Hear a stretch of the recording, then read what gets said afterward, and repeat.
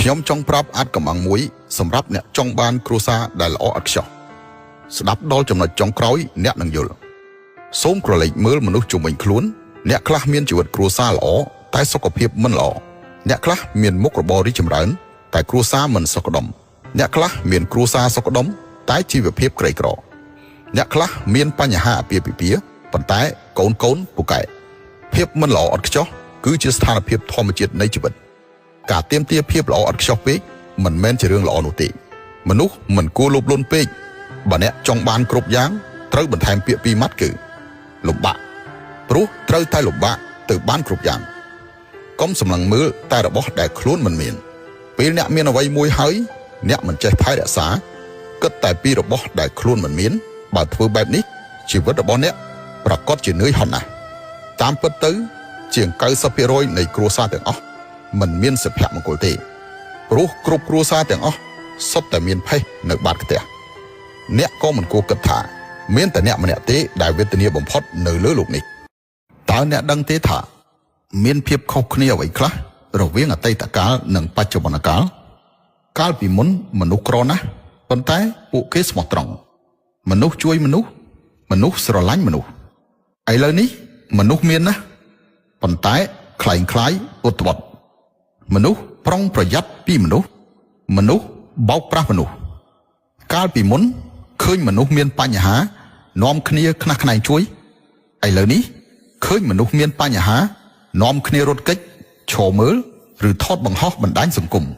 កាលពីមុនមនុស្សជួបមនុស្សងើបមុខជជែកគ្នាលេងឥឡូវមនុស្សជួបមនុស្សឈ្ងោកមុខលេងទូរស័ព្ទកាលពីមុន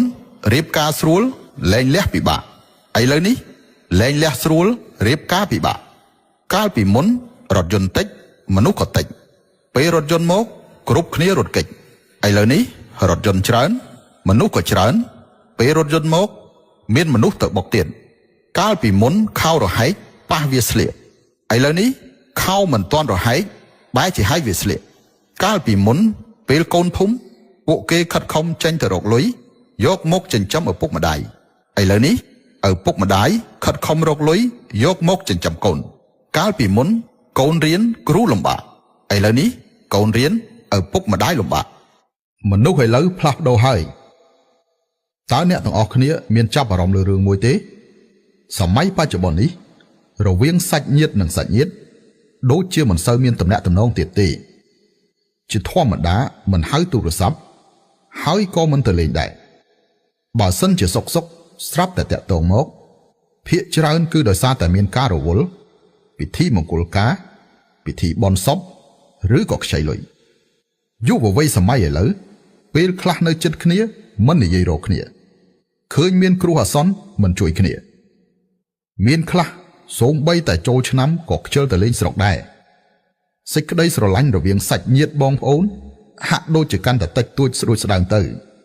ម្នាក់ខ្វល់តែរៀងខ្លួនហាក់បីដូចជាបាត់បង់នៅរសជាតិនៃមនោសញ្ចេតនាហើយមានអ្នកខ្លះសូម្បីតែបងប្អូនបង្កើតក៏គ្មានទំនាក់ទំនងដែរតើបច្ចុប្បន្ននេះការរស់នៅរបស់មនុស្សរវល់ខ្លាំងពេកឬក៏មនោសញ្ចេតនារបស់មនុស្សកាន់តែធ្លាក់ចុះអណ្ដាតជាអាចកន្លងបានសុខទុក្ខផងដោយសារអណ្ដាតគ្រប់គ្រងមាត់របស់ខ្លួនឲ្យល្អដាច់ខាតកុំនិយាយពាក្យទាំងអស់នេះនិងធ្វើរឿងទាំងអស់នេះ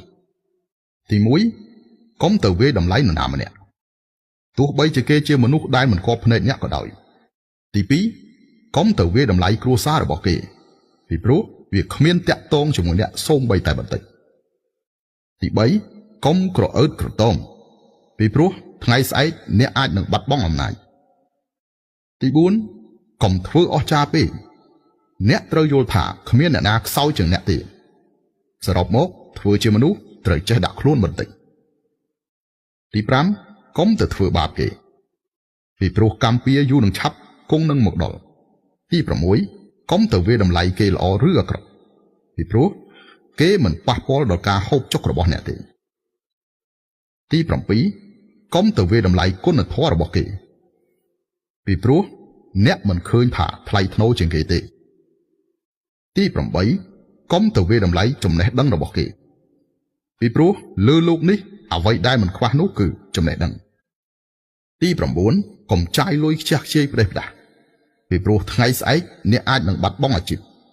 ទី10កំពឹងលើអ្នកដទៃពីព្រោះការរស់នៅមានបន្ទុកខ្លាំង